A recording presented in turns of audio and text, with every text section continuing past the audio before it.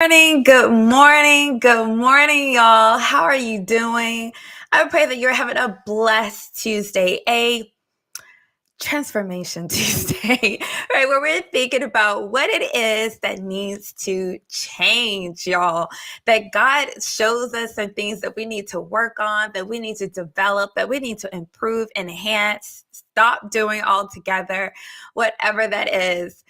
Y'all, welcome. I am Dr. Juanita Mercer. I'm the founder and chief heart leader at Lead My Heart Executive Coaching and Consulting. And you are watching the first episode of my March series called Triads to Live and Lead By. Now, if you're not familiar with triads, don't worry. That's not a word that we commonly use, but I am going to go into that in just a second. But I do want to give people time to get on the string with me to check this out because this is going to be a really great episode, y'all. And I get to tell you more about my company, My Heart, the philosophy that we have for coaching and consulting by way of teaching you about these different triads. And these aren't all the triads that are part of my philosophy. I just picked 3. And you better know that these are going into a book one day. Definitely. Okay. I'm working on that. But these are things that I have observed, that I have experienced, that I truly hold dear as to something that we can grab hold to and be things that really help us become the people that God has called us to be. And I love triads because triads are simply 3 elements that work well together. That's it. They produce a harmony, a balance, and it's easy to remember too. And so we're going to get into that in just a second. But you know what I want you to do as you're joining me, as you're on the stream, y'all, I want you to do something for me. First, I want you to tag somebody. Tag a friend, a colleague, a coworker, a family member, tag your neighbor, tag your supervisor, tag somebody on your team, okay, so that they can be a part of this too. The next thing I want you to do is to share this video, share this stream, okay, on your timeline, share it in a group that you might be in, share it in an email, copy the link, okay, and save it for later, okay, that you can send it later, send it out to people. And then for those of you watching on YouTube, I want you to ring my bell, okay? I want you to subscribe and ring my bell because I don't want you to miss any new content that is dropping, okay? Because you are a part of the Lead My Heart community. I love you and I thank you so much for your support. All right, so let's get into it, okay? All right, so again, triads are simply 3 elements that work well together. And you'll see triads used in music, in art, communications.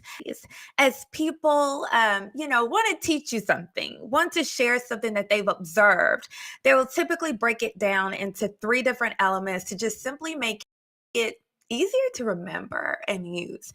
And so I'm going to give you some examples. Okay. I did write a blog on this week, but just in case you missed it, actually, this is last week because it's Tuesday. Some of the examples that I used were the Freudian triad, okay, of the human psyche that consists of the id, the ego, and the superego. You're familiar with that, right? From school. Or maybe if you're a teacher, you know Bloom's taxonomy, where he breaks down the different domains of learning into cognitive, affective, and psychomotor.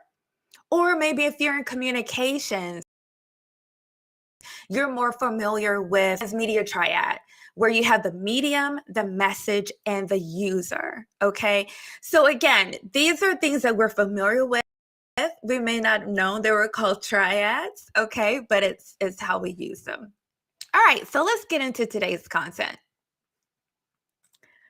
I am producer and host all in one, so bear with me as I start clicking buttons.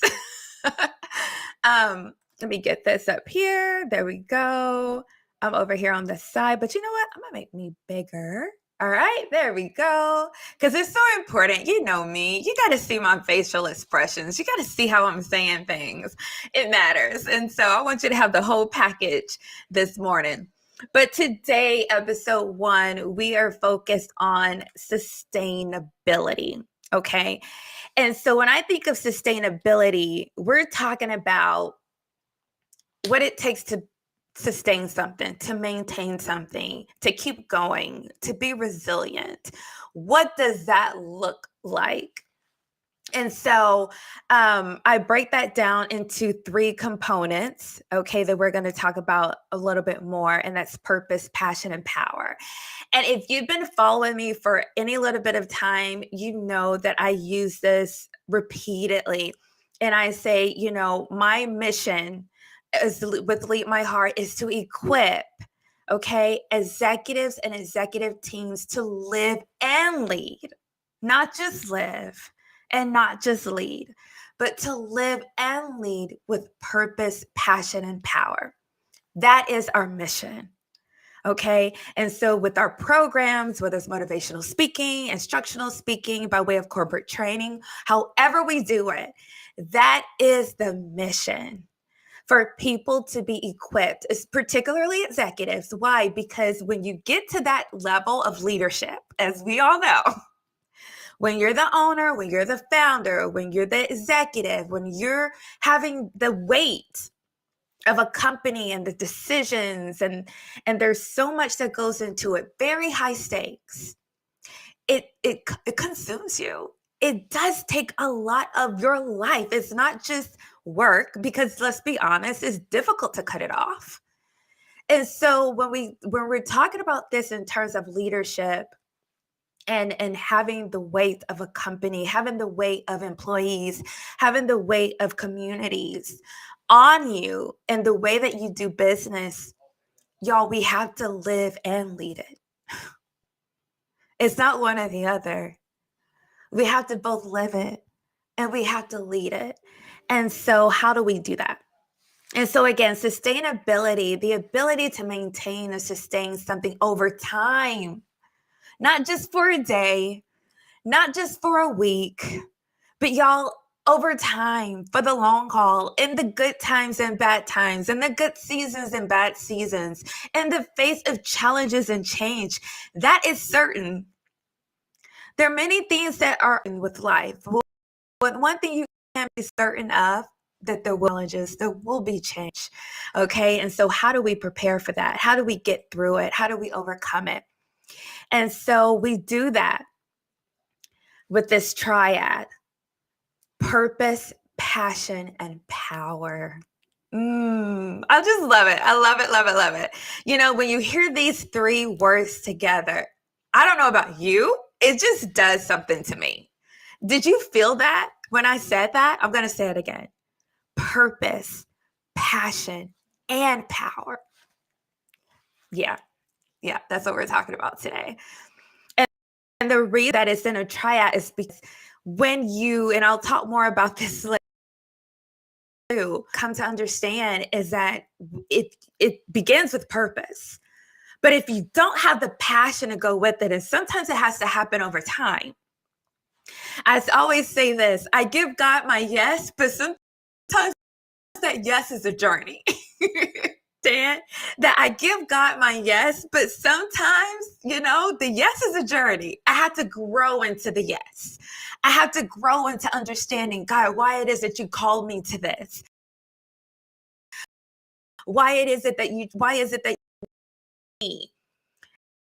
purpose, but the passion sometimes it's a little bit later. But then with purpose, you don't just need passion to sustain you, but the power that goes with it. And we're going to get more into that in just a second. I don't want to get ahead of myself, but I think you're feeling, I think you're feeling the purpose, the passion, and the power already. So let's first talk about the importance of purpose. When we're talking about purpose, y'all, let's start with the definition. Purpose refers to having a clear understanding of one's goals and direction. Even deeper than that, the question I like to ask is, do you know why God created you? Do you know what it is that God wants you to do? That's the question. It's that question that gets us to purpose. And that is a prayer point. If you don't know, and it's okay, understanding our purpose and identify that is a journey. I would love for, that to be a part of the book that's handed to us as a child to say, hey, this is this is what you're supposed to do. I truly believe, as my pastor always says, that God showed us our life from the beginning. But it's the trauma of birth, if you will, of entering, this life that we forget. And then there's the journey to remember. The journey to remember what God has already said, what God has already spoken over us, And so if you don't know, I want you to know it's okay. But I want to encourage you in this moment to pray and ask God, what does he want from you? What is it that only you can do and do it well? Okay. And so when we understand what purpose is, then we can get to the benefits. And when you have that strong sense of purpose, you know why God created you, you know what he wants from you. Y'all, that gives you a mission. That gives you some motivation. Okay. That gives satisfaction in life and leadership. Life and leadership, because oh gosh, I'm not going to go all into it today, but I just wish you understood how if you are a leader, an owner, a founder, an executive, God called you to that. That is a part of God's plan for the world, that he would call leaders to be able to provide guidance and wisdom to his people. It's so much bigger than you. Is so much bigger than, that passion you had. And you're like, oh, I think I'll start a business. So much bigger. That wasn't your idea. The abilities and gifts that you have, you didn't just walk into that. You just didn't fumble into that, And so there's so many great benefits with having that sense of purpose, y'all. And it's the vision, it's the direction, and what I always like to say, anchor. When life throws things at you, when it gets difficult, when it gets hard, when it seems darn near impossible sometimes, purpose will be your anchor. It sure will. And so that's why it's so important to know what it is. That's why it's so important to be certain of it and have it in front of you and remember, because it will be your anchor in life. Okay, now let's talk about the role of passion. Okay. So what is the role of passion? Let's first talk about what passion is. It's that drive, it's that enthusiasm that's necessary for achieving your goals. Okay. And so when we're talking about passion, other words that come to me are my desires, my values, the things I love, it's what gets me up in the morning. I'm so passionate, and I hope you can tell. Honestly, I want to cry right now. I do. When it comes to things that I love, it's easy for me to cry. And I talk about this, and it means so much to me because I see it looks like when people don't understand their purpose. I see what it looks like when people don't have a passion for the people that they serve, for the people that they lead, for their organization, for the communities that they're in. I see what it looks like when people don't have a passion for it. And it's debilitating. It crushes you. It's draining when you don't have that passion. And so by saying that, that's also the benefit of having it, right? Knowing the opposite, that you're going to have the energy, you're going to have the resilience, you're going to have that sense of duty. And that's what I feel. I have a passion for developing leaders. I have a passion, y'all, for equipping you It is my duty. So when I'm up at 2 in the morning, 3 in the morning, sometimes not even going to bed before the sun comes up, it's okay because I'm passionate about it. Yes, balance is needed. And we'll talk about that tomorrow. But I have a sense of duty for the work that I do. And that is what keeps me in the face of challenges and obstacles that I face because I'm passionate. So it's important. It's one thing to understand your purpose. You can know who you're called to. You can know why God created you. But if you don't yet have the passion for it, So I pray with you today that if you don't yet have the passion or you feel the passion fading, that you pray, God, rekindle our fire. Rekindle our fire. Rekindle our fire for the work that you've called us to do. And then now let's talk about the impact of power. When I talk about power, I'm not just talking about authority.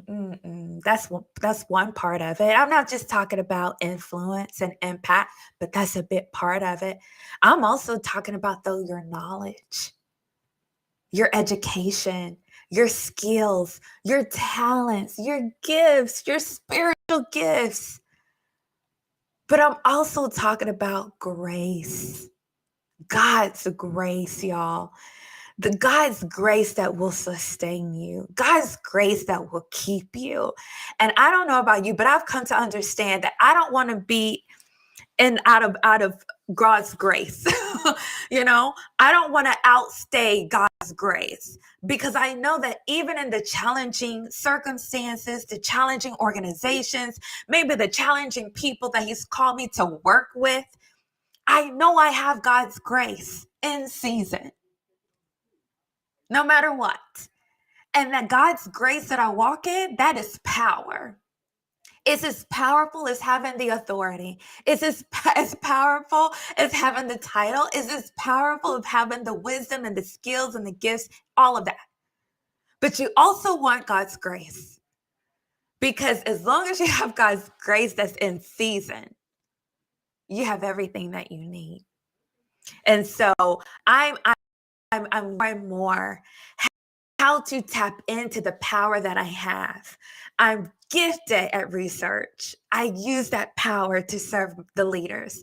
I'm gifted and I have the power of style and aesthetics. And I use that power to serve leaders. I have the skills of communication, of persuasive language. I use that power. So what powers has God given you? What powers maybe have you not yet tapped into? What power do you have that you still don't see necessarily how it fits into your organization, into your role, into your company? I'm praying right now that God shows you how to use your power to His glory and to serve your people better, because that's what it's all about. Having power gives y'all the capacity to fulfill the task that God has given you to do with excellence, to lead with excellence, to be a partner, a husband, a wife with excellence, to be a mother, a father with excellence, to be that friend with excellence, which can boost your confidence. Y'all, I'm telling you, when I do something with excellence, and I know when I'm doing something with excellence, I have confidence. Don't you? I have confidence. It builds credibility to do things with excellence.